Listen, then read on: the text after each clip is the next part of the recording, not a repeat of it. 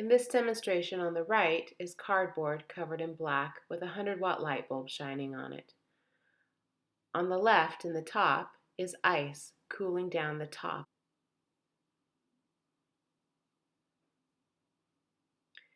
Let's watch what some incense does.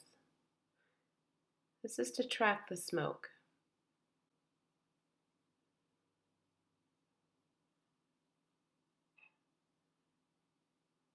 You can see the smoke is rising to the top and going to the left. In the left, it's sinking down to the bottom, comes across the bottom from left to right, until it goes to where the cardboard is, the really warm spot. And there it's rising up to the top. Once it reaches the top, it heads over to the left-hand side again across the top, completing the circle. Up here it's cold. The cold air becomes more dense and falls down to the bottom, leaving a low pressure. As it falls down to the bottom, it compresses into an area of high pressure. On the other side, where it's warm, hot air rises, leaving a low pressure. And that air rises to compress once it hits the ceiling into an area of high pressure. So there's two things I'd like you to notice. First, the wind is generally going to be at the frog's face, not the frog's back. Second, I want you to notice that wind tends to go from an area of high pressure to low pressure. This is what causes ocean breezes. During the day, the land is comparatively warm, and air comes from the ocean over to the land. At night, the ocean is warmer than the land, and the winds reverse.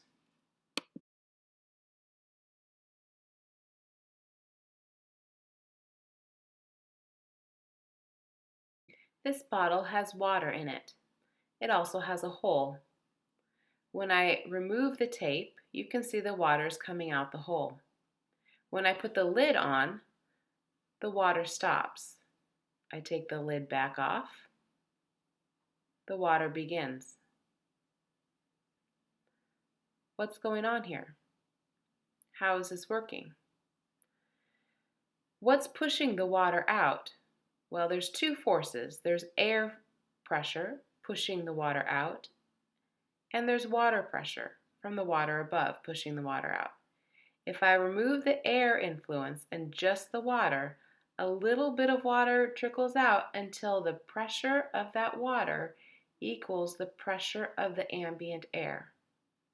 When the ambient air pressure pushing in equals the water pressure pushing down on it, the water stops flowing. If I add pressure, the water will come out. The important thing to note here is that air has pressure.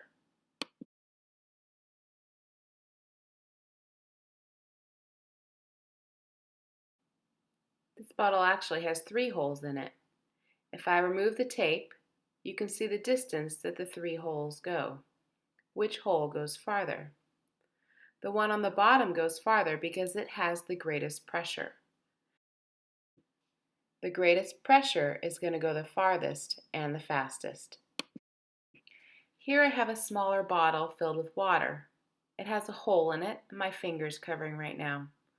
When I put the smaller bottle into the empty, larger bottle, the water, of course, is going to flow out into the bigger bottle. But what I want you to do is I want you to see the rate. How does the rate change? When the levels are far apart, the water is streaming out quickly.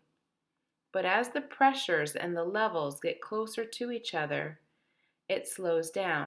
The greater the pressure difference, or the pressure gradient, the faster things move.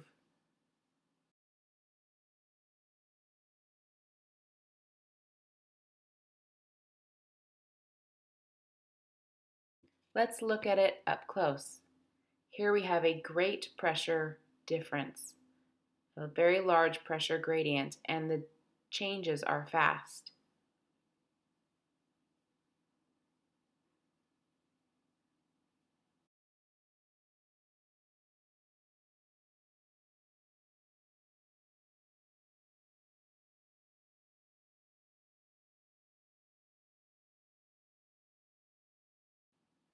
As the pressure gradient gets smaller, things tend to slow down.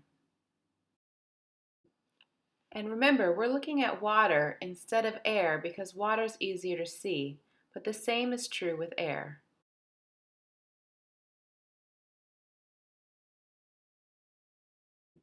Next, we're going to look at pressure. Here I squeeze the bottle, high pressure, and I release, low pressure. High pressure, low pressure. I want you to see if you can notice what happens during high pressure and during low pressure. During high pressure, the bottle's clear inside. Low pressure gets kind of cloudy, you see condensation. High pressure, we have clear skies, no clouds, beautiful weather. During low pressure, we tend to have clouds and storms.